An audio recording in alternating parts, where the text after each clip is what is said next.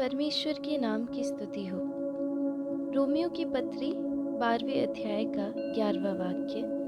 प्रयत्न करने में आलसी ना हो, आत्मिक उन्माद में भरे रहो, प्रभु की सेवा करते रहो। आशीषित वचन के आधार पर प्रयत्न करने में आलसी ना हो, इस विषय पर मनन करना चाहती हूँ। जिस कार्य को हम लगातार करते आ रहे हैं और उसे हमेशा करने के लिए हमें प्रोत्साहन मिलना चाहिए। जब वो नहीं मिलता, हमारी मेहनत के अनुसार प्रतिफल जब नहीं मिलता, तब हम आलसी हो जाने का, थका देने का डर बना रहता है। हम मनुष्य कई बार परमेश्वर ने अपनी दया में जिन वरदानों को हमारे जीवन में दिया है, उसकी कीमत को हम कम जानकर और अयोग्यताओं को कीमत ज़्यादा देने का प्रयास करते हैं। यह हमें थका देंगे और आलसी बना देंगे। इसलिए प्रियो, हमारी सीमाओं को हम बड़ी धीरज के साथ सामना करें, तब आलस दूर होगा और जीवन में जय प्राप्त करने में सहायता मिलेगी। हमारी खुद की सीमाओं को बड़ा समझकर और केवल उसी में ध्यान लगाए रहेंगे तो कई बार हमारा जीवन प्रयोजनहीन बन जाएगा।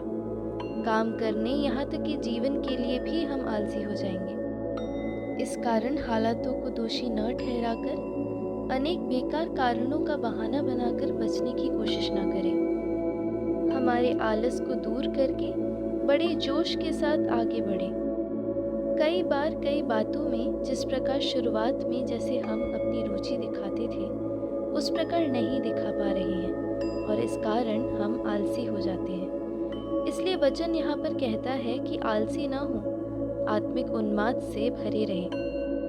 पिछले दिनों मैंने एक परमेश्वर के महान दास B.A. तंबी के बारे में सुना, जो new India church of God के संस्थापक हैं, जिसने उसकी नींव रखी और उस सेवकाई को बढ़ते हुए देखा जो इस पृथ्वी पर 82 साल तक जीवित रहे और अंत में प्रभु में सो गए। ये परमेश्वर के दास का जीवन हम में से कितनों के जीवन को प्रेरित करता है। अंग्रेजी भाषा में एक कहावत है जो उन्होंने अपने जीवन में लागू किया और वह बार बार अपने जीवन में इसे कहा करते थे। वो कहावत लोहे को लेकर है। जब लोहे में जंग लग जाती है और वह किसी काम नहीं आता, तब भी घिस घिस कर वो फिर भी प्रयोजन का कारण बन जाता है। अपनी स्थिति की रखवाली की इस कारण अपने इस जीवन काल में एक से शुरू किया कलीसिया आज 4000 से ज़्यादा शाखाओं में है। बहुत से विद्यालय और विश्वविद्यालय स्थापित किए।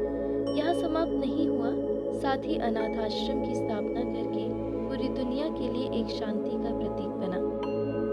जेसिका नामक एक हवाई जहाज के चालक, जिसके दोनों हाथ नहीं हैं, पढ़ने में मानो एक कहानी जैसा लगता है, लेकिन अपने जीवन की सीमित बातों के ऊपर जय हासिल किए एक लड़की की कहानी है। वास्तव में ये कहानी नहीं बल्कि सच्चाई है। 1983 में पैदा हुई इस फिलिपिनो अमेरिकी लड़की को संयुक्त राष्ट्र की नागरिकता प्राप्त हुई। 25वीं उम्र में उसे पायलट का लाइसेंस मिला। हाथ के बगैर वो पहली महिला पायलट थी। उसने कहा कि मैं विकलांग नहीं हूँ, बल्कि विभिन्न योग्यताओं से भरी हुई एक लड़की हूँ। उसके आत्मविश्वास ने उसे बहुत कुछ करने के लिए प्रेरित किया। वह कार चलाती है, नृत्य करती है, कराटे में ब्लैक बेल्ट प्राप्त किया। 6 साल की उम्र में उसने तैरना सीखा। अपने पैरों की उंगलियों से पियानो बजाती है। दर्शन शास्त्र का पुरस्कार पाया।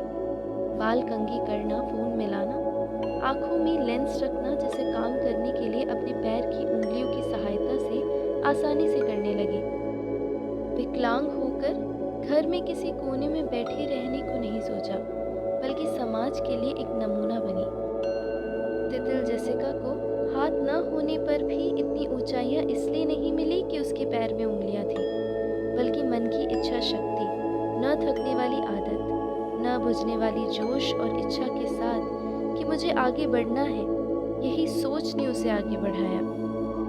यूनानी दार्शनिक एपिक्टाइटस ने ऐसा कहा है कि मेरे पैरों को तो तुम बांध सकते हो, लेकिन दृढ़ निश्चय और आज़ाद विचारों को तुम नहीं हरा सकते। इसलिए प्रियो, आज के इस प्रातः काल में इस वचन के मनन से जीवन के आलस और थकान दूर होने पाए।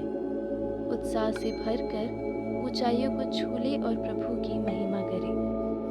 आइए हम अपनी आँखों को बंद करें और प्रार्थना करें। हे हमारे स्वर्गीय पिता परमेश्वर, आज की सुबह अगर कोई किसी भी विषय पर आलसी है, प्रार्थना नहीं कर पा रहे हैं, आपकी सेवा नहीं कर पा रहे हैं, तो यीशु मसीह के नाम से उनका सारा आलस दूर होने पाए।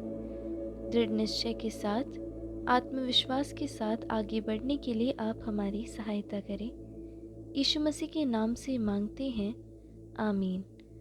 आप सबका दिन अनुग्रहित हो।